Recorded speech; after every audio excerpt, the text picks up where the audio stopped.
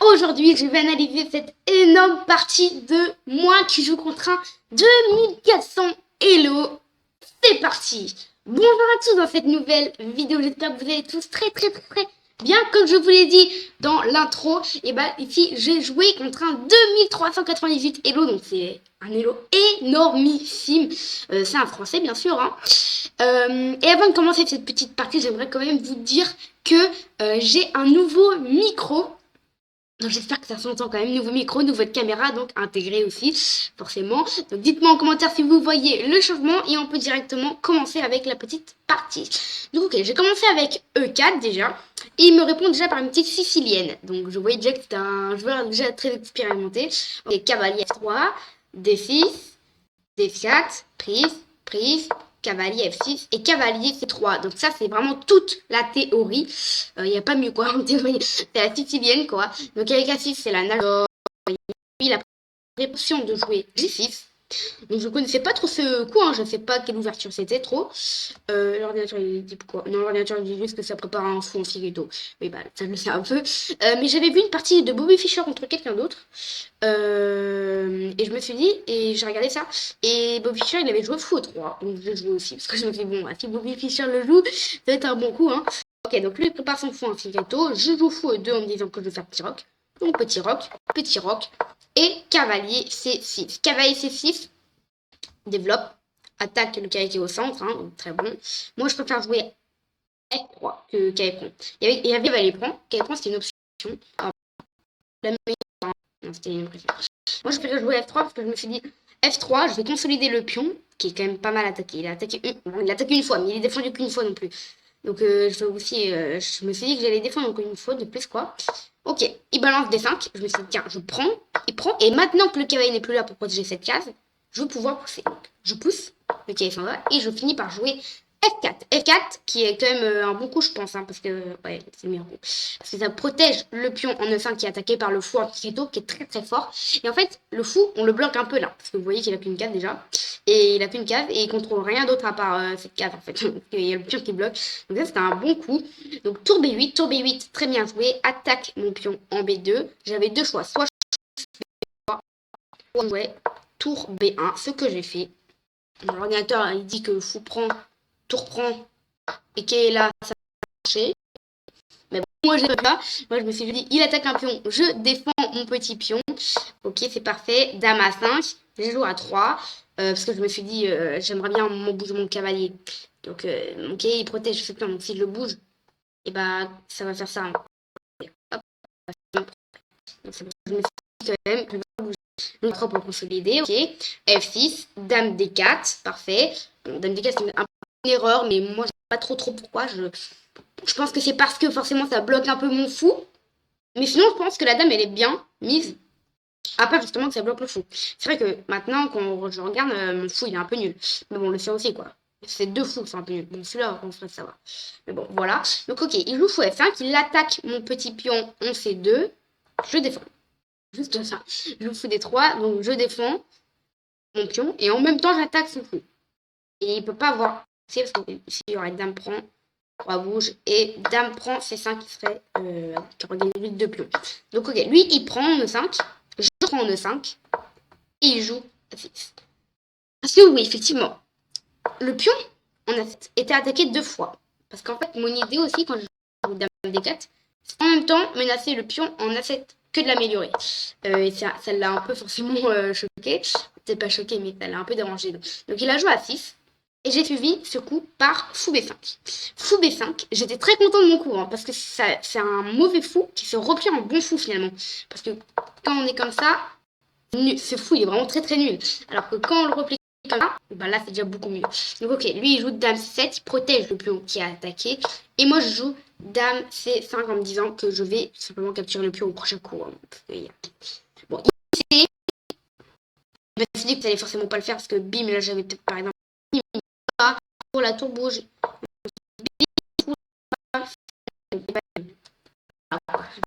Je voulais trouver. Donc ok, à ce moment-là, il est 2400, donc forcément, il ne joue pas des coups nuls. Et effectivement, j'avais vu cette séquence. J'avais vu fou prend. Je me suis dit, que moi, à un moment, je vais échanger là. Et son pion sera isolé finalement. Il sera venu en F5, il sera isolé. Donc c'est ce qui s'est passé en fait. Ici, il a pris. Et j'ai pas pris son pion maintenant. Parce que je m'en suis rendu compte justement que j'avais la chance de prendre d'abord. Il prend, je prends, il prend. Je décale, il prend, je prends. Et quand on arrive ici, vous avez peut-être rien compris, mais je vais arriver avec un pion moins, mais lui il a un pion isolé, c'est-à-dire un pion qui n'est pas protégé avec les autres. Hein. Il a plus de pion, vous voyez, qui peut être protégé donc il est vraiment très très très faible ce pion. Je peux l'attaquer une fois, c'est peut-être presque fini quoi. Donc lui, ok, il joue cavalier G7, donc G7 protège son pion. Et en même temps prépare une petite menace. Hein. Donc ok, moi je joue fou F6. Sa menace était de jouer cavalier H1.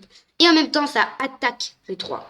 Par exemple si je bouge quelque part, il y a là, prend, je bouge mon. Et là, une dame. Donc ça c'était très bon.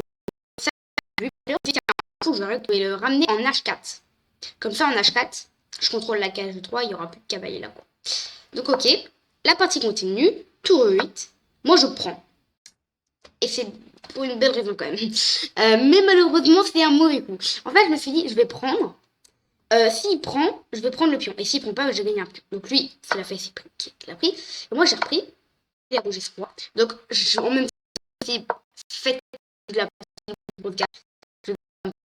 et ici, bah, j'attaque attaque double, je prends le cavalier au prochain coup. Et s'il joue dame là, bah, j'ai le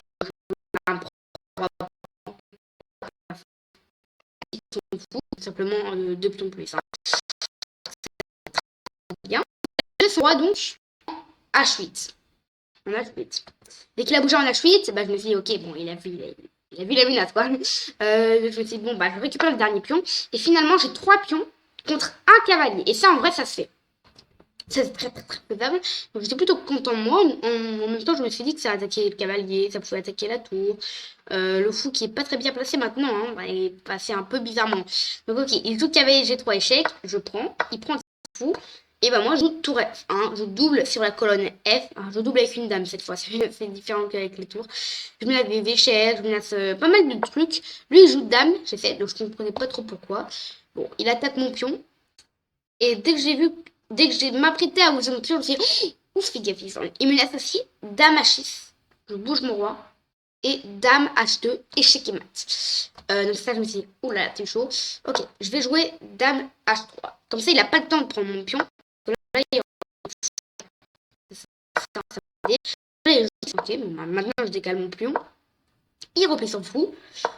Je joue C4. Je prépare C5 au prochain coup. Et je me suis dit, finalement, si j'arrive à échanger les dames et les tours, et bah je suis gagnant. Parce qu'avec mes 3 pions contre ce fou seul, le roi qui est éloigné et l'autre pion qui est éloigné, je peux clairement gagner. Donc c'est parti. Il joue dame F6. Là, je me suis dit, oula. Enfin, les 2 premières secondes, je me suis dit, oh, Miss oui, je récupère sa dame. Il avait tour 1, échec. Je vois. Et là, échec et mat. Avec le fou, vous voyez qu'il coule la case, c'est très très très très fort. Donc je peux pas. Sur du compte 2 secondes après. Je me dis, tiens, je vais aller en B1. Comme ça, je menace son fou. Je vais peut-être menacer des dames prends. Ça va bien se passer. Et il joue dame D4. Et là, je me dis, ah bah oui, il est fort. Parce qu'une deuxième fois, je peux pas prendre car 1. Et c'est mat finalement. Parce que je peux pas venir là s'il y a le fou. Sauf que là, j'ai une vision d'horreur. Non, je rigole. Une vision, justement, l'inverse d'horreur.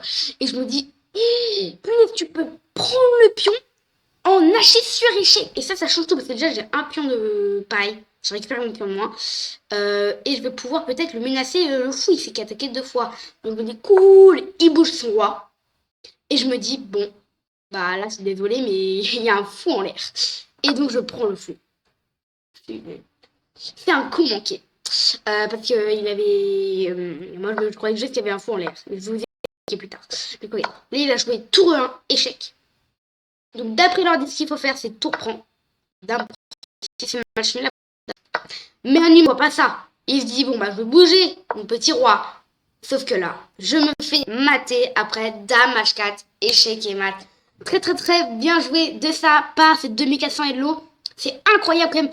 Il y a une grosse différence quand même niveau tactique, je pense. Niveau des pré-moves dans la tête. J'avais pas vu déjà un mat en 2. Vous voyez 1, 2. J'ai pas vu ça. Mais bon, après, j'avais 1 minute, donc peut-être que ça jouait un peu sur ça. Bref, je vous ai expliqué pourquoi ici, il faut pas prendre le pion. Le fou, pardon. Parce qu'on avait ici dame, G6, échec. Et attaque la tour. Le roi, il bouge. Après, il y a dame prend. Roi prend. Et ici, on a tout simplement une tour contre un fou et 2 pions de plus. Ça veut dire une tour et 2 pions contre un seul fou. C'était large gagnant. Même sans ma tour, je faisais au moins nul, vous voyez. Donc c'était large gagnant. Ah non, j'ai 3 pions de plus. Même sans ma tour, je gagnais, je crois. Ah oui. Donc c'est vraiment large. Et malheureusement, moi j'ai joué fou. Et sur tour E en échec, bah je suis bougé en H2. Vraiment incroyable cette petite partie, m'a maté sauvagement. On va pouvoir regarder le petit bilan de la partie. Vous allez regarder avec moi. Donc c'est pas ouf, j'aurais pensé plus. Mais c'est quand même pas mal, hein. 71, bon après non c'est nul. Lui il a fait 80 de précision, donc pas ouf non plus, hein. Pour un 2400 c'est pas énorme ici. Il a joué comme un 2100 Elo, ok. Moi je jouais comme un 1900 Elo. Après il m'a montré quand même que niveau tactique, je vois bien qu'il prévoit beaucoup plus de coups que moi. Par exemple là il a déjà prévu, je sais pas s'il avait prévu le coup de fou, mais bon. Moi, je l'ai pas prévu non plus. Moi, je savais même pas. On a fait une gueule chacun, 3 commentaires de ma part, 5 erreurs. Vous voyez, lui, il a 0 commentaire. 4 erreurs, 4 imprécisions quand même. Hein. Moi, 1 imprécision. 8 coups théoriques chacun. Donc, c'est les coups du départ. 4 bons chacun. Moi, j'ai fait 4 bien, lui, 1 bien. 10 meilleurs coups chacun. Ok. Et après, lui, il a fait un brillant. En tout cas, je te remercie vraiment. Si tu regardes cette vidéo, je te remercie vraiment, en tout cas, pour cette petite partie. En fait, il m'a dit mes faiblesses quand même. Il m'a dit les faiblesses que j'avais et un peu tout ça. Donc vraiment très content d'avoir pu jouer contre lui. Comme toujours, vous avez, si vous aimez mes petites vignettes, vous avez le lien en description. Et comme toujours, on se revoit demain pour la nouvelle vidéo.